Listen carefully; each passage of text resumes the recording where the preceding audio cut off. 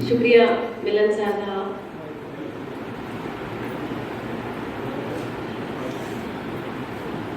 आप सबको और सारे मेहमानान को मेरी और मेरी अम्मी जान के सारे ख़ानदान की तरफ से अस्सलाम वालेकुम।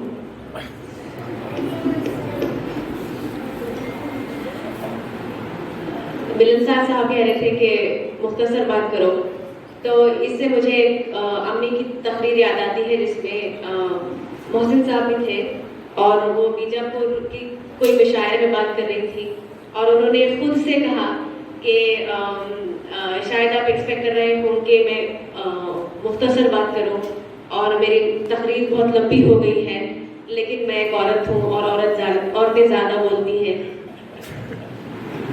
तो मैं ये कहना चाह रही हूँ कि वैसी औरत की मैं भी बेटी हूँ, तो मुझे एक बार माइक दे दें तो मैं छोड़ना पसंद नहीं करती। लेकिन क्योंकि अब सूरत हाल अलग है और वक्त हो चला है, तो मैं चाहती हूँ कि मैं भी कोशिश करूँ कि मुख्तसर बात करूँ। तो एक शेर से मैं शुरू करना चाहूँगी। नहूशे पा है बाकी अर्ज दिल पर, नहूशे पा है बाकी अर्ज दिल पर, बज़ाहिर हमसे गायब हो गए हो। बज़ाहिर इंसान इस दुनिया से चला जाता है, लेकिन उसके कारनामे, उसकी नेकियां, उसके हालात हमारे सामने किताब की सूरत में मौजूद होते हैं। कोई शायद ये भी कहते हैं कि जाने वाले कभी नहीं आते, जाने वाले कभी नहीं आते, जाने वालों की याद आती है। आज ऐसी ही याद मनाने के लिए हम यहाँ मौजूद हैं।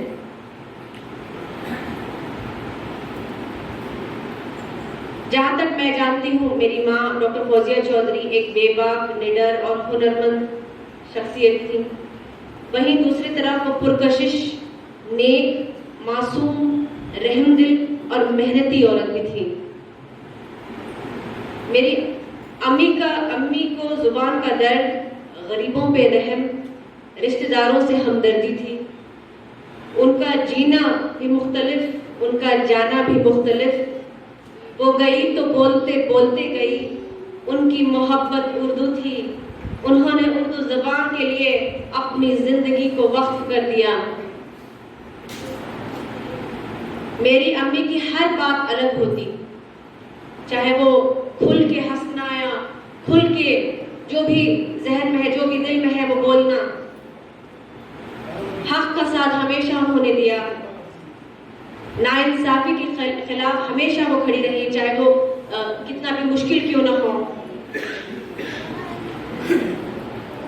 और जब मैं आईना दर आईना इस किताब पे काम कर रही थी वहाब साहब के साथ, और फौजिया नामा जो डॉक्यूमेंट्री हमने बनाई मेरे शौहर मोहम्मद रिजवान के साथ, तो उस दौरान मुझे और भी करीब से उनके सर्कल को जानने का मौका मिला। और उनके सर्कल को जब मैंने इंटरव्यू किया, उनसे बातचीत की, या फिर उनके दोस्त अहबाब से जब मैं बातचीत की, तो उसके ज़रिए मुझे एक नई फौजिया जानने का मौका मिला। और इसके लिए मैं काफ़ी खुश हूँ और मैं काफ़ी शुक्रगुजार हूँ सबका जो इस काम में किसी न किसी तरह मुझे मदद किया, उन्होंने हेल्प की।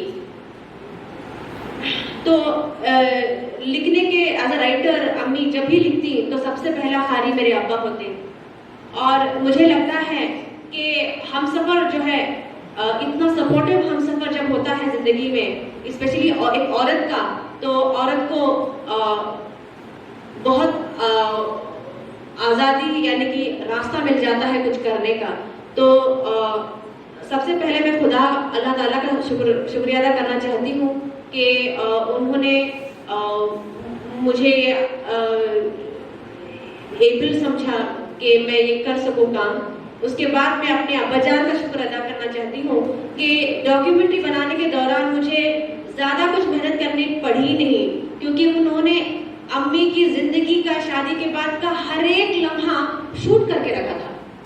लिटरली जितना भी आपने वीडियोस देखे हैं, अब्बा का कहो जुनून है या फिर शौक है कि उन्होंने फोटोग्राफी और सिनेमेटोग्राफी में शौक था ही, लेकिन उन्होंने सिर्फ अम्मी पर किया और वो एक अजीब बात थी।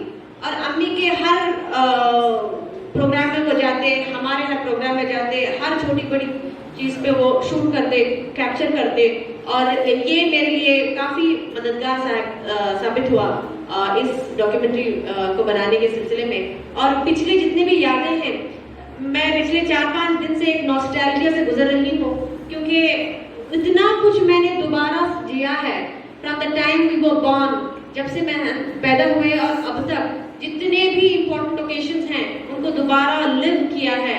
तो I mean a very much of a nostalgic situation here.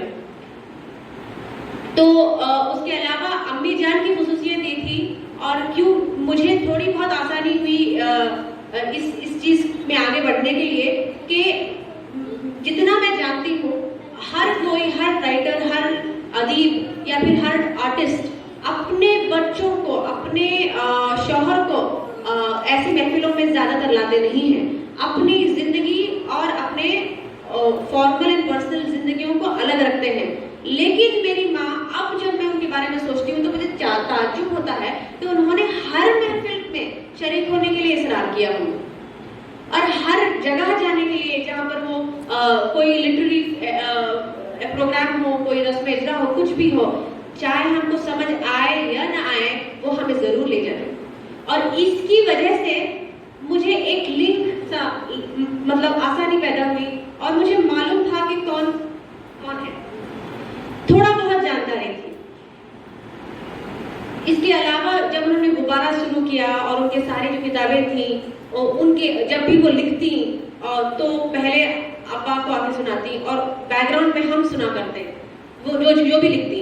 तो क्योंकि हम अंग्रेजी मीडियम से थे तो शायद पूरा ना समझ आए, लेकिन कुछ ना कुछ समझ आता, और वो सीड उर्दू जुबान की जो खूबसूरती है वो हमारे दिल में पड़ती गई। तो आज जैसे मिलन साहब ने कहा कि मैं पॉडकास्ट बनाती हूँ, तो पॉडकास्ट के लिए मुझे अलग से उर्दू सीखनी नहीं पड़ी, क्योंकि मेरी माँ हमेशा हमको हर चीज में खींच कर ले आती थी। तो ये चंद यादें हैं। इसके अलावा मैं चंद बातें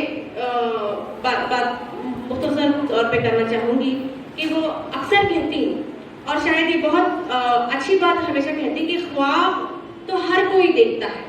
वो कहती कि ख्वाब तो हर कोई देखता है, उसकी ताबीर के लिए मेहनत करना चाहिए, और शायद वो बहुत कम लोग करते हैं।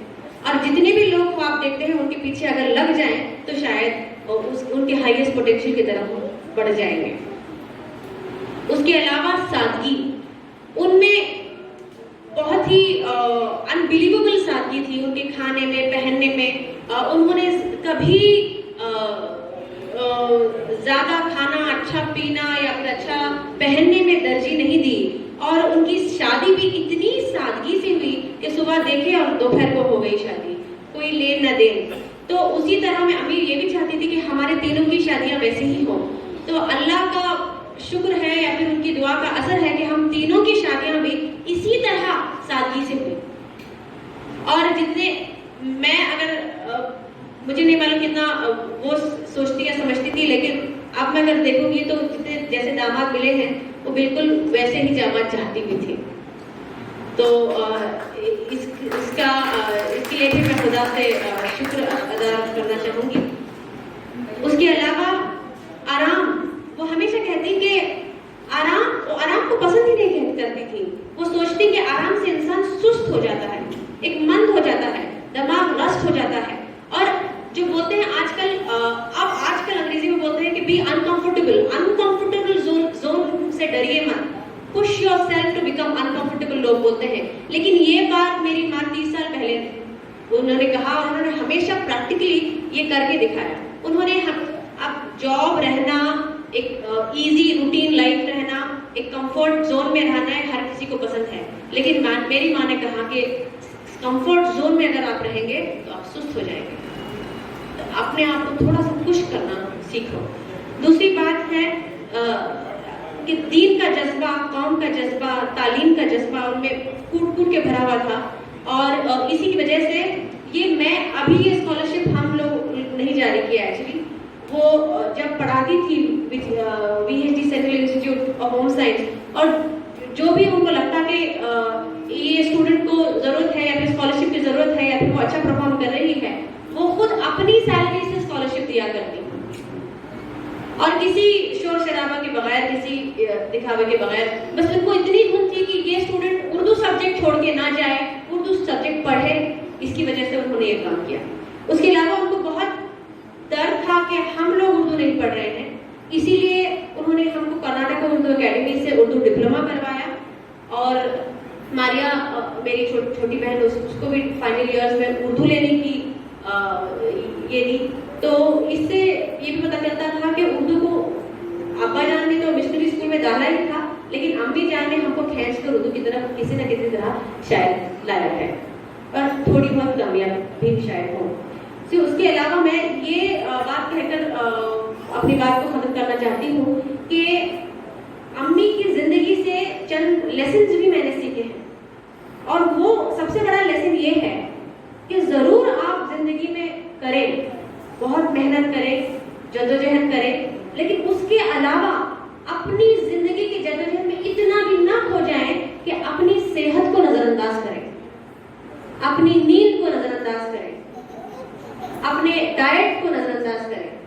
तो ये उनकी शख्सियत से बहुत सारा इंस्पिरेशन भी मिलता है, और उसके अलावा मैं सोचती हूँ कि शायद वो कुछ अपनी सेहत पर गौर करती तो कर्नाटक उर्दू एकेडमी के दिनों पर जब इतना मुसलसल उन्होंने भाग दौड़ की, यहाँ गई वहाँ गई, खाने पे उतना जोर नहीं दिया, जो मिला खा लिया, कोई ये नहीं था, तो वो ना करें। आजकल अंग्रेजी में कहते हैं ग्लोरीफाइंग हार्डवर्क, ग्लोरीफाइंग हार्डवर्क हमको नहीं करना चाहिए, ये जो कोई कॉन्सेप्ट ही नहीं है। हमको अपनी जिंदगी में अपनी सेहत, नींद, डाइट को देखते हुए जद्दोजहद से अगर काम करें तो शायद we will be able to balance दोनों। तो इतना कहते हुए मैं पहले तो वहाब साहब का बहुत बहुत ज़्यादा शुक्रिया अदा करना चाहूँगी, क्योंकि जब अम्मी खाके लिख रही थी तो उन्होंने कहा, एक इंटरव्यू में मैंने देखा था कि हमारे यहाँ बहुत अच्छे लोग हैं और उन लोगों को ममीफाई करना ज़रूरी है। खाके मतलब पेन पोर्ट्रेट, जिंदगी के बारे में जो स्केचेस होती हैं वो रिटन वर्ड्स में होता है। तो खाके जब मैंने पूछा भी था और उन्होंने इंटरव्यू भी दिया था, तो उन्होंने कहा कि ममीफाई करना जरूरी है, क्योंकि इतने अच्छे लोग हमारी उर्दू दुनिया में मौजूद हैं। तो तब तो मुझे शायद ताज्जुब हुआ और मुझे यकीन भी नहीं आया, लेकिन जब आयना दर आयना और फौजिया नमा मैं बना रही थी और गद्दी के इशाद के जो सफर है, मैंने ऐसे बहुत सारे अनबिलीवेबल और हम्बल लोगों से रूबरू हुई और मुझे बहुत खुशी हुई। और सबसे पहला नाम शायद वहाब अली साहब का जाता है, क्योंकि उन्होंने जैसे ही पहले मुझे ये भी पता भी नहीं कि कैसे मेरा हाथ उंगलियां खुद ब खुद वहाब साहब के नंबर पर चली गई, और मैंने डायरेक्टली उनका नंबर लगा के कहा कि आप मेरी किताब की निगरानी कीजिए, और पहले इसमें उन्होंने हामी भरी। तो आपका शुक्रिया सर। दूसरी बात यह है कि ख्वाजा इनामुद्दीन साहब, पहले तो इतना डिस्टेंस आप दिल्ली से आए हैं, इसके अलावा भी इतने खुलूस से, इतने अप्रोचेबल थे कि मैं जो भी जानना चाह रही थी किताबों के सिलसिले में, कैसे करें, क्या करें, पब्लिशिंग के बिल्कुल शुरुआती दिनों में भी, तो बहुत ही approachable, and I really enjoyed talking to him. तो थैंक यू सो मच, शुक्रिया आपका। और आप यहाँ इतनी दूर से आए हैं तो इसके लिए भी आपका शुक्रिया। और ये दोनों किताबें वर्ल्ड रिसर्च उर्दू ऑर्गेनाइजेशन की तरफ से ई बुक के शक्ल में वेबसाइट पे होंगी। तो अगर आपको पढ़ना है ये दो किताबें तो जरूर आप देखिएगा। उसके अलावा मैं आयना दर आयना पे काम कर रही थी, तो मुझे मालूम हुआ कि गद्दी भी ऐसी एक किताब है जिसकी जो शायद नहीं हुई है, क्योंकि वो अम्मी के इंतकाल के बाद 2 दिन पहले वो काम खत्म कर प्रिंटिंग प्रेस को देकर गई थी, लेकिन उसके बाद वो सिलसिला जारी ना रह पाया। तो मैंने सोचा कि क्यों ना गद्दी भी शायद हो। लेकिन जब मैंने बेटी ललिता नायक साहिबा को बात की तो उन्होंने इतना एंथुसियाज्म से इस चीज को अपनाया, and she sort of pushed me कि ये काम सच में हो गया। तो I really would like to thank बेटी ललिता नायक साहिबा।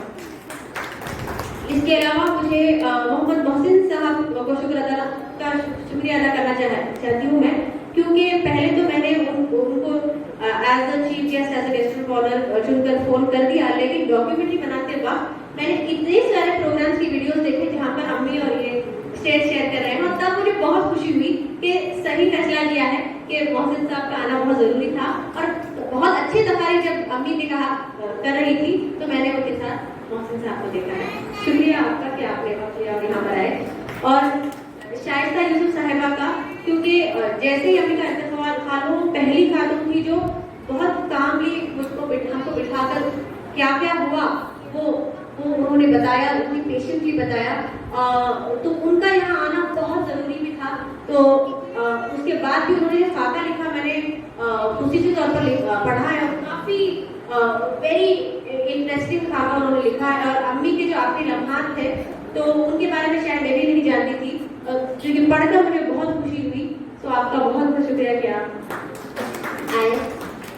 कौसर आंटी, डॉक्यूमेंट्री के सिलसिले में मुझे, क्योंकि मैं उर्दू से उतना वाकिफ नहीं हूँ, तो डॉक्यूमेंट्री शायद मुझे एक बहुत डिफिकल्ट टास्क लगा शुरू में कि अब मैं कैसे बनाऊंगी, क्योंकि लोग पता नहीं है, अम्मी के गुलबर्गा का जमाना है उसके बारे में ज्यादातर मुझे पता नहीं है। तो ये भी मुझे लग रहा है कि खुदा ने ही मुझे मेरे हाथों को खुद ब खुद आंटी के फोन नंबर पर पहुंचा दिया और मैंने उनको कॉल किया।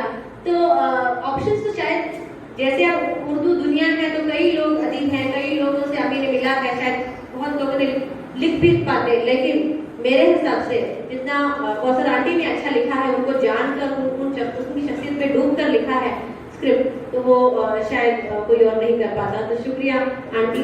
तो उसके बाद भी जितना भी उन्होंने सपोर्ट दिया, मॉरल सपोर्ट दिया, एनकरेजमेंट दिया, थैंक यू सो मच। मिलन साहब, स्पेशल थैंक्स टू मिलन साहब, क्योंकि he is a very person जिनको आई टू डिटेल है। हर एक चीज में प्रोफेशनली कैसे लिया जाता है, क्या इसको क्या मतलब बोलते हैं, जैसे हाई टी को क्या कहा जाता है, तो लोगों ने कहा कि चाय नोशी, लेकिन उन्होंने कहा कि पुर्तगाल में चाय। तो वो बहुत डिटेल में मतलब स्टडी करेंगे, गूगल देखेंगे, लोगों को पूछेंगे और बिल्कुल फैक्चुअल इन्फॉर्मेशन देंगे। तो उनसे बात करने के बाद मुझे यकीन हो जाता है कि शायद ये सच ही है। तो ऐसे कई मामला में उन्होंने मेरी सपोर्ट की, थैंक यू सो मच मिलन साहब। और उसके अलावा मैं दिल की गहराइयों से अपने बहनों को खुशिया वाजिद और मारिया वाजिद का शुक्रिया अदा करना चाहती हूँ कि उन्होंने मेरी इतनी सपोर्ट की। मेरे भाईजान जो हैं अलीम और माजिद, दोनों का शुक्रिया अदा करना चाहती हूँ। मेरे हस्बैंड जो हैं उन्होंने अपना काम धाम सब छोड़ के 2-3 महीने से यहाँ लगे हुए हैं, डॉक्यूमेंट्री बना रहे हैं, आईना दराना काम क्या है भाई, क्या कर रहे हैं, फैमिली है, सब कुछ है, सब छोड़ के वो यहाँ पर गुलबर्गा जा, हालांकि वो है तमिल, वो है मदुरई से, उनको उर्दू समझ भी नहीं आती, उर्दू स्पीकिंग है। मुझे लगता है कैसा धोखा हुआ है कि उर्दू स्पीकिंग बोल के तमिल ही बोलते हैं। तो शादी की उर्दू स्पीकिंग बोल के, तो अब्बा ने कहा से हाँ हम भी उर्दू वाले हैं, हम भी करेंगे। तो उसके बाद लगा कि जब खुश होते हैं तमिल बोलते हैं, बहुत गमगीन होते हैं तमिल बोलते हैं, बीच के ऐसे में उर्दू बोलते हैं। लेकिन उसके अलावा उन्होंने इतना साथ दिया, दिल खोल कर साथ दिया, और शायद मेरी माँ इन पर फख्र करती है ऐसे दामाद पर। आई थिंक सो, तो थैंक्स अ लॉट। उसके अलावा मैं बहुत प्राउडली कहना चाह रही हूँ कि मेरा जो पूरा ससुराल है वो मदुरई से इतना लंबा सफर तय करके मेरी अम्माजान के इस प्रोग्राम में आए हैं, और इनका आना ही मेरे लिए it speaks volume, it just speaks so much. My father-in-law Liyaqat Ali Sahab, my mother-in-law Nadira बेगम साहिबा, मेरे सारे खाला सास, मामी सास, सब लोग जो आए हैं, ये शायद इनको उर्दू आदि समझ में भी नहीं आई, लेकिन वो बिल्कुल पीसफुली यहाँ पेशेंटली बैठे हैं। तो इस बात की दलील है कि वो इतनी सपोर्टिव फैमिली है।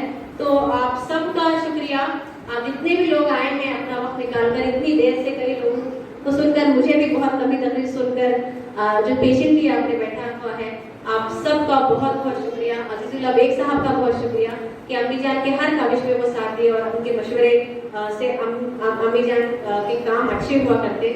आप सबका मैं दिल की गहराइयों से शुक्रिया अदा करता हूँ। इजाजत लेना चाहती हूँ।